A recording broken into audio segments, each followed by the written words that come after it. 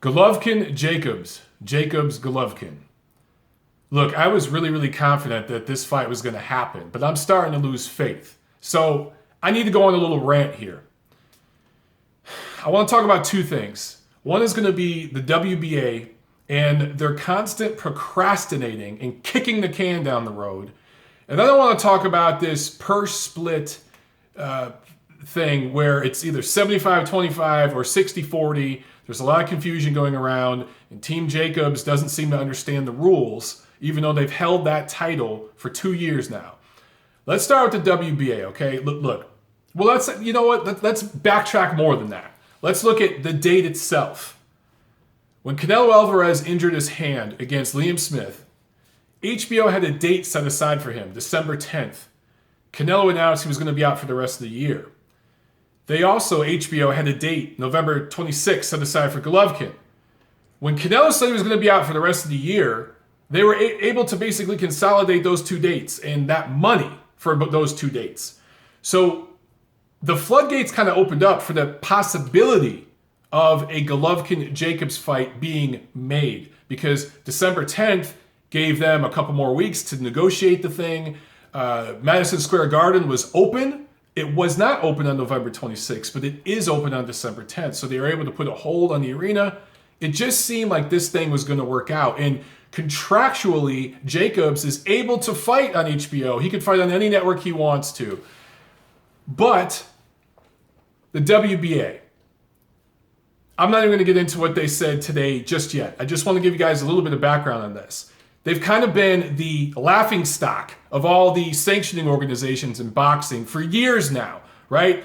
I'm not even going to get into the inconsistencies in the rules and all that kind of stuff, but just the multiple titleists in each division. They call them champions, but they're really just titleists. But you guys know, diehard boxing fans, you got an interim, a regular, and a super champion in multiple divisions. And the WBA, President Gilberto Mendoza, said that starting this year, they were going to clean that mess up. And they were going to start to consolidate their champions in each division. Man, just hearing me say that statement out loud, it's insane. The hypocrisy and irony of that statement. Consolidate our champions in each division. But anyway, I digress. One of these consolidations was going to be Golovkin-Jacobs. And going all the way back to the Golovkin WBC Canelo Alvarez situation earlier this year. The WBA opined, and Mendoza said if Canelo and Golovkin can't come to an agreement and don't fight for that WBC title, and Canelo gives it up, we're going to make Golovkin-Jacobs, because that's the next best fight at middleweight. Now, they were saying this as early as the spring, right? They were saying this when Canelo was going to fight Amir Khan. Well, what happened? Canelo knocked out Amir Khan. That fight came and went, and the WBA said nothing. And we saw Jacobs go on to do a rematch with Sergio Mora, a fight that nobody wanted to see. We saw Golovkin go on to fight Kell Brook, a better fight, but still a fight nobody wanted to see. Then, finally after that, the WBA comes around and says, okay, we're going to make this fight. You two have to fight each other. And under the WBA rules, and you guys can go to their website and look all this stuff up, but you've got 30 days to make this thing happen. If it don't happen in 30 days, it's going to purse bid. From that date, you have 90 days to actually do the fight itself. So basically, you have a 120-day or around about 4-month time frame to get this thing done and make the fight, okay? During the past month or so, the Jacobs side, the Golovkin side has been negotiating. In the midst of all that, the Jacobs side has requested that the WBA change their rules about the amount of the purse bid split. Now, again, go check out the WBA rules on their site. But when it comes to the timeline, that 30, 90-day timeline I was telling you about, there is some nuance there, and the WBA can extend timelines or shorten timelines if all parties involved want that. They can do that. But it's very, very clear in their rules that a purse bid split between a super champion and a regular champion is 75 to 25. Team Jacobs wants it changed to 60-40.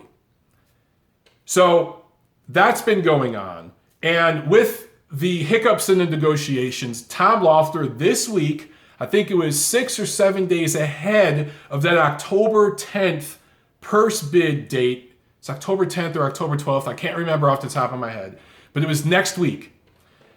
Several days ahead of that, went to the WBA and said, look, these guys aren't wanting the deal here. We can't reach an agreement. Can we just go ahead and rush the purse bid thing? So you had Team Jacobs reaching out to the WBA, wanting a ruling on something, and Tom Loeffler, Golovkin side, wanting a ruling on something. The WBA said, okay, we've heard you guys out. We're going to make a ruling Friday, today, while I'm filming this. All right? Friday, I think it's October 7th. I can't even remember the date right now. I'm so just annoyed at all this.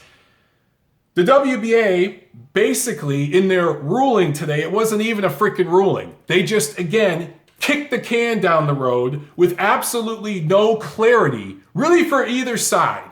So I have the press release in front of me, and I'm going to read this right off the press release so that those of you who stalk me incessantly, and if I mispronounce a syllable of a word, jump all over me. Let me just read this right off the press release, okay?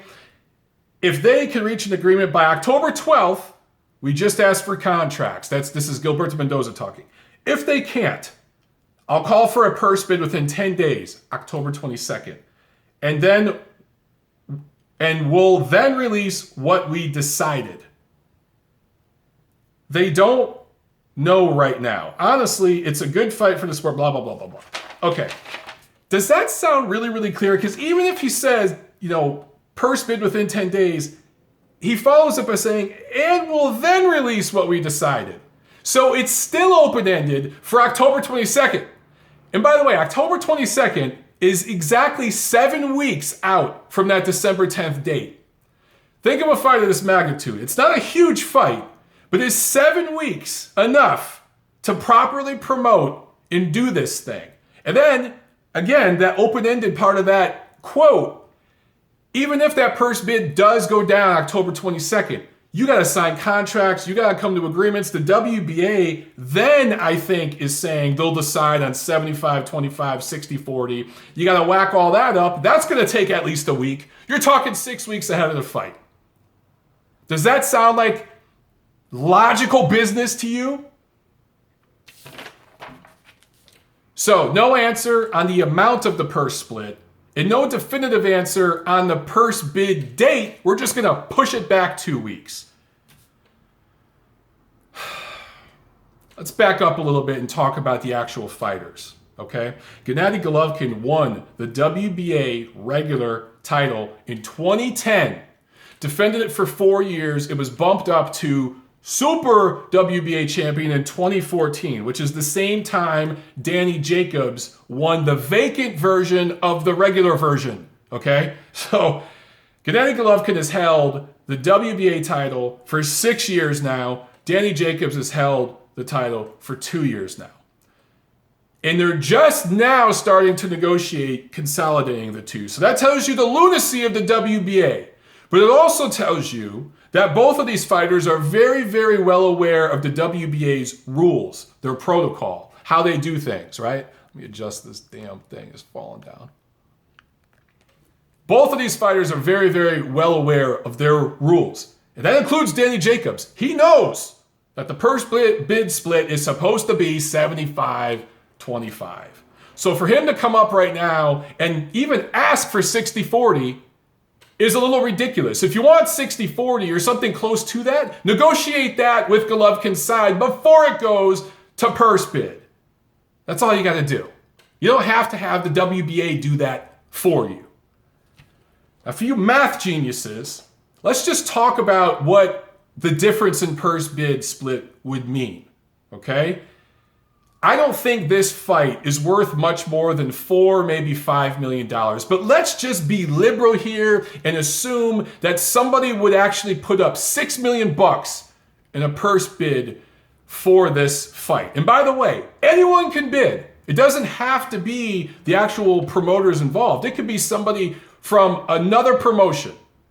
If somebody wants to put up $6 million, okay. So that would mean if 75-25 split, that would be $4.5 million for Golovkin and be $1.5 for Danny Jacobs.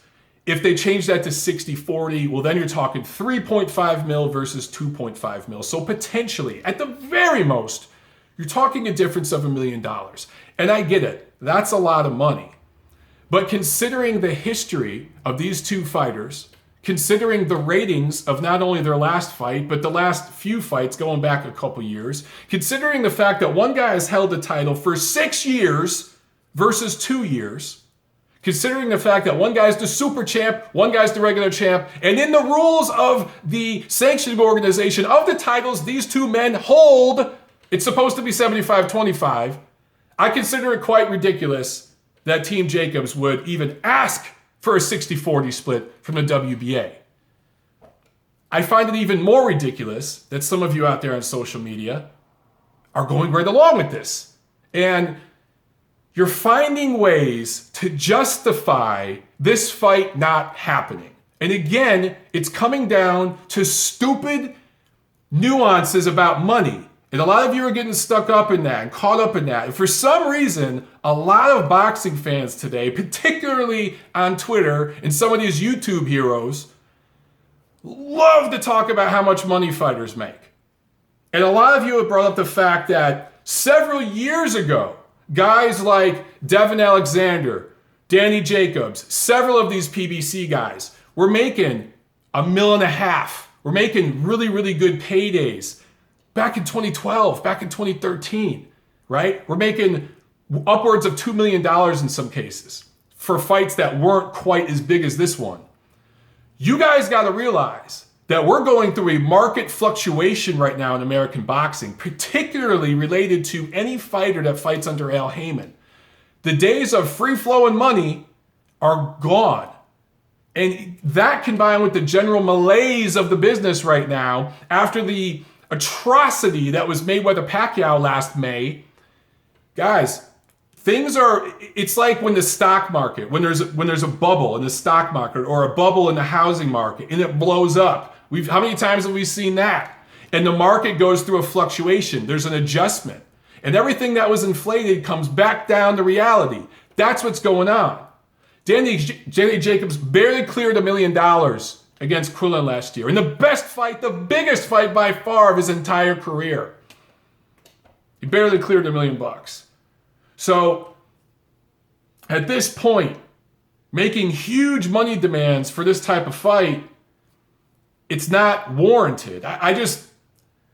We'll talk more about that in the future, I'm sure. But here's what I think is more than likely going to happen right now. And again, all of this could just be posturing from both sides as they kind of play for position and control in this negotiation. And maybe next week this thing actually comes off and they announce it. But if this thing goes to purse bid, as I stated before, by the time all the papers are signed, by the time the ink is dry in the contracts, you're talking 6 weeks ahead of this fight. I'm just starting to think it's going to get pushed back to 2017, if it happens at all. If Team Jacobs' side wins the purse bid somehow, and I don't see that happening, I don't think Tom Loeffler would have pushed for the purse bid if him and HBO weren't confident that they were going to win the thing. But if somehow Team Jacobs won the purse bid and tried to demand the fight be put on any network other than HBO, sorry, that is a clear duck from Team Jacobs. Clear duck, okay? If Tom Loeffler and Golovkin's side wins the purse bid, perhaps this thing still comes off this year. But there's also a possibility that Team Jacobs might simply just dump the title. And from there, Golovkin, who already has the WBA super title, he can't take anything more than Jacobs. He just doesn't fight. And perhaps he fights a lower top 15, top 20 tier level guy on December 10th on HBO, and all the haters will bitch about the guy's level of opposition. But considering the way that these things have happened, particularly related to Al Heyman, these fights tend to get pushed back. And I could see a scenario where the WBA and Heyman and Loeffler come to an agreement where this thing gets pushed to Q1 next year, where HBO has a bigger budget, where you can put up more money for it and both sides eat a little bit more. My fear is that the demands financially might get so high that this thing is pushed to pay-per-view in the first quarter of 2017. That would be horrible because this is not a pay-per-view worthy fight. All that being said, again, maybe it comes off, maybe it doesn't. It's hard not to be a pessimist in boxing this year, even though some really, really great fights have been announced recently, particularly on HBO. This one, man, we're really running up to the wire. And this isn't a mega blockbuster fight, but it's a pretty damn good one. And you're going to need a couple of months to promote and build this thing properly. If you look at the way PBC has done business, I mean, look, even when they're not dealing with a different promoter, okay? Look at the DeGale-Jack fight. That thing should have been announced way months ago. It's still not officially announced. There still isn't an official venue at the time I'm recording this. All right, and that's an in-house fight. So if you just look at the history, things keep getting pushed and pushed and pushed. And if this thing gets pushed to 2017, and particularly if it ends up going to pay-per-view or something, it's an atrocity. And if Danny Jacobs ends up vacating this title or forcing Golovkin to vacate the title because they want to take this fight over to Showtime, that's an atrocity in and of itself. All right, rant over.